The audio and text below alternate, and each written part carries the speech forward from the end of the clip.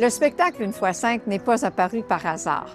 Derrière ce moment historique se trouve toute une génération de jeunes créateurs, intellectuels et militants qui, depuis les années 60, bousculent les traditions et imaginent un Québec nouveau. Théâtre, littérature, cinéma, chansons, partout, les Québécois prennent la parole et racontent leur réalité. Parallèlement, le mouvement souverainiste prend de l'ampleur. Politique et culture avancent alors côte à côte, portés par ce même désir d'affirmation nationale. Ce groupe de gars jeunes, éduqués, qui avaient voyagé, qui avaient vu comment ça marchait avec tel système politique, comment ça marchait moins, comment ci, comment ça, et qui ont commencé à dire, bon ben là, on sort de la noirceur.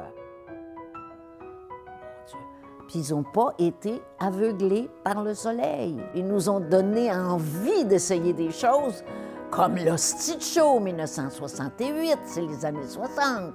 Les Belles-Sœurs, tout a éclaté, tout. C'est un contexte, on le voit, où la politique rejoint le culturel et nourrit un nationalisme qui est en pleine émergence dans un Québec qui est jeune et effervescent.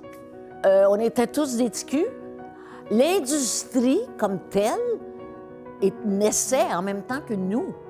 Fait que nos gérants, c'était des ticus de notre âge qui essayaient des affaires aussi. À cette époque-là, tout se créait sous nos yeux. On le créait et on le voyait se créer sous nos yeux. Alors, l'avènement du joual dans les Belles-Sœurs, c'était hallucinant. Certains vont réagir au joual, mais la population, les Québécois seront au rendez-vous de ces pièces de théâtre-là qui vont être d'énormes succès, pas juste au Québec, mais partout ailleurs dans le monde. Et donc, les Québécois, pour une fois, se voient et s'entendent sur une scène. Et ça, c'est une révolution en soi. Ah ben oui, c'est un tournant important d'acceptation de notre culture. Gilles Vigneault puis Félix Leclerc, ils ont beau être les dieux qu'on connaît aujourd'hui, ils jouaient dans des boîtes à chansons. Ils ne faisaient pas la place des arts. C'était des étrangers qui faisaient la place des arts. C'était des Français ou des Américains. Derrière cette effervescence culturelle se profile l'enjeu de la langue française. Dès le milieu des années 60, les débats linguistiques enflamment la société québécoise. De la loi 63 à la loi 22, puis avec la bataille des gens de l'air, les Québécois revendiquent haut et fort de vivre et de travailler en français.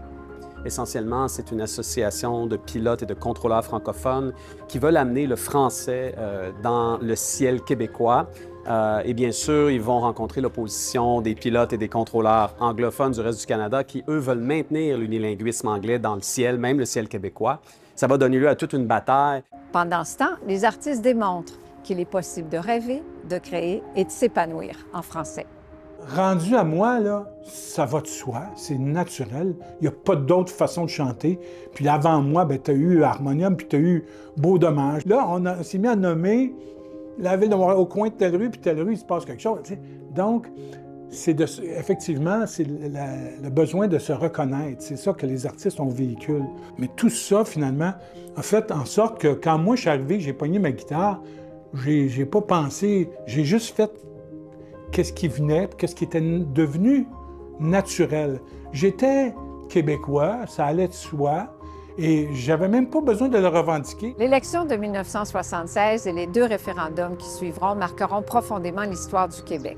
Et si l'élan souverainiste connaît des hauts et des bas par la suite, les questions d'identité, de langue et d'avenir collectif sont toujours présentes des décennies plus tard.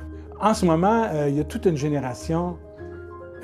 Ils doivent se rendre compte qu'ils sont en train de renverser les affaires un peu, renverser une tendance, puis dire « OK, moi, ouais, là, mais non, moi, c'est là que je m'en vais, puis c'est tout. » Mais il y a quelque chose qui commence à vibrer.